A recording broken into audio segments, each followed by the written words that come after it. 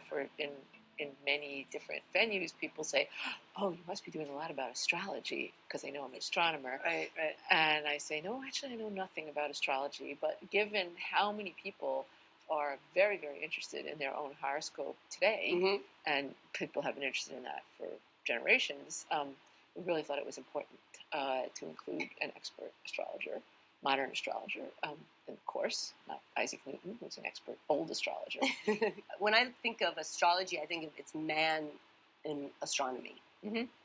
It's this kind of how it might affect that person. Yeah. Those planets around the person. So when we look at a chart, we are looking at the center as if you were standing in the center, and the center is Earth. Okay, so obviously, the solar system's, it would be heliocentric. Right. But when we look at it, we're looking at it from you on the Earth and what the planets are symbolizing about you. Is there any kind of physical connection between the actual pull of planets, for example, on a person and what is forecast for them?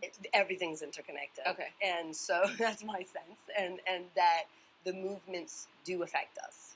And I'm not sure what it is, but I can tell you after years of working with people in charts, it's uncanny what a chart reveals and what the movements of the planets or stars can say about the person. You got me very curious. So I'm not sure what the exact connection. I know there's a connection. Okay.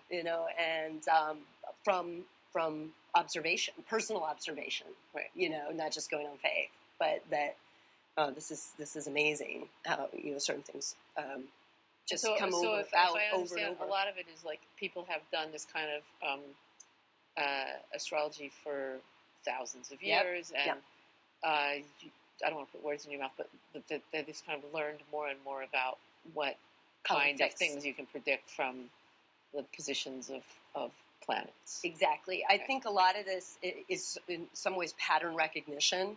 When you have certain combinations, certain things tend to happen. And now, would the same things happen for all people born at the same time in the same place? No. And that's what that's where it's interesting. So I was just going to say, I don't believe that everything's set in stone.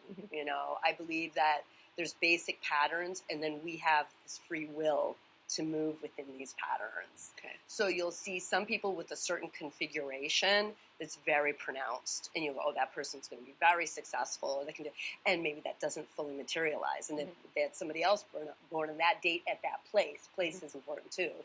At that time, which is very important at the time, they may completely, fulfill that potential that we're reading in the chart. Astrology, because it's so intricate, is about the relationships between that planet and the sign, which means the part of the sky it was in, and how it's relating to the other planets and relating to Earth at a particular time or particular day or particular place. What would you say is the balance among your clients of people who are very seriously looking to you for advice about, business decisions and their love life and whatever, and then other people who are just kind of curious and want to have the experience of knowing their horoscope? In my practice, I would say I'm about 80-85% more serious guidance, and maybe 15 to 20% more of the curious. Got it. Do you ever give people bad news? Well, I don't look at anything as bad or good. I look at it all as energy. I'll tell people what to look for. Okay. Yeah. I can tell when there's going to be a lot of change. Okay, I can tell when somebody's going to go, they're going to need to let something big go. Okay, so I can tell if there's something going on maybe with Pluto working or Saturn aspecting Pluto, that they're going to have to let a way of being go, or there's some aspect of their lifestyle that needs to change. And my feeling is, I'm kind of an optimist anyway, but my feeling is that how I read astrology is it's a way to understand ourselves in our lives to help us. So if there are the more difficult, or you're saying bad or challenging aspects, I ultimately see it from the big picture is trying to help us evolve. Given that we were talking about this being a long tradition, that people didn't know Pluto was even there, or that it was a planet or a dwarf planet or whatever we want to call it, something in the solar system. Does it have new significance because it exists, or? Well, I understand your question. So yeah, we didn't read the 3 outer planets, right, until the last 150 years or so. And so we wouldn't have looked at that probably as aspecting Pluto. This is your map of you.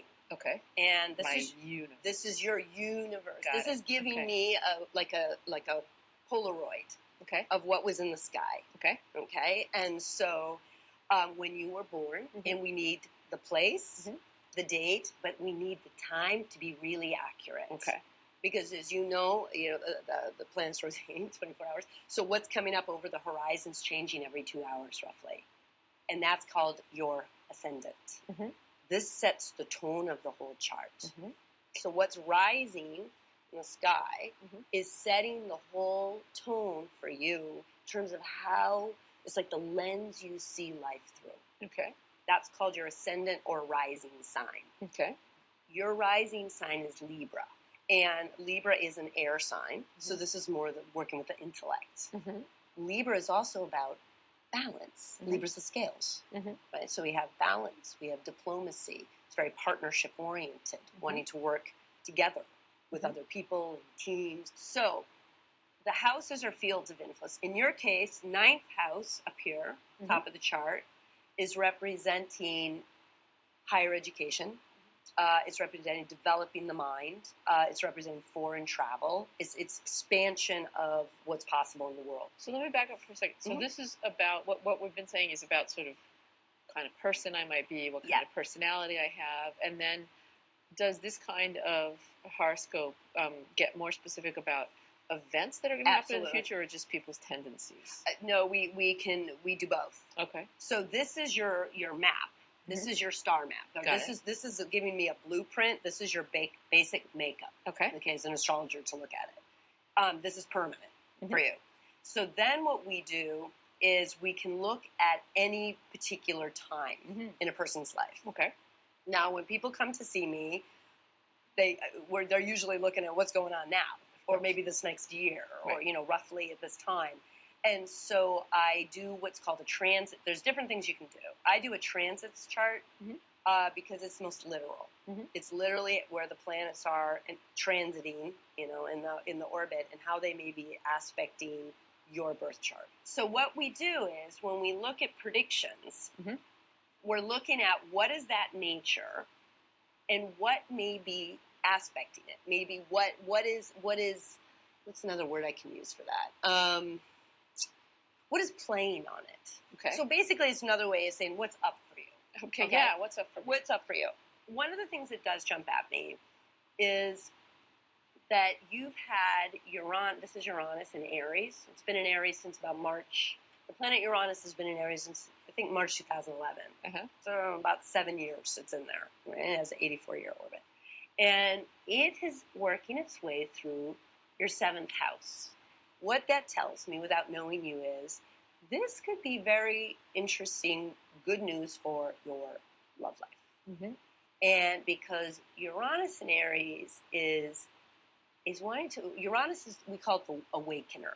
Okay, we call it the awakener or the rejuvenator. And it's in Aries. It's like wanting new energy, new action. Sounds great. I have a lot of decisions to make about how many long trips to go on in the next 6 months or so. Okay. And it could be anywhere from about 3 to about 6. And 6 seems like kind of too much. And is there any reason I should go on every trip that I could go on? So I can see that more opportunities are coming to you. I mean, no question. And and travel would be one of them. However, you don't have to take everything that comes along, and there's more of a relaxing into some of this. It's in your. Here's one thing I'm going to tell you for sure: is you need to trust your intuition more. And I'm not just saying that as a blanket statement. I'm saying that to you because you have planets lining up in such a way that are suggesting that your intuition is opening even more. This could even indicate like a spiritual opening, some sort of it could be through religious study, it could be through an experience, but it's a spiritual opening. It's an opening in that consciousness. This is indicating a lot of intuition. you already are extremely intuitive based on your birth chart. This is tied to the travel question. Okay, what So does that mean? this is, I'm not going to say taking it easier. Let me find the words for you. More time at the spa? Yes. And Oh, you know excellent. what? Honestly, I don't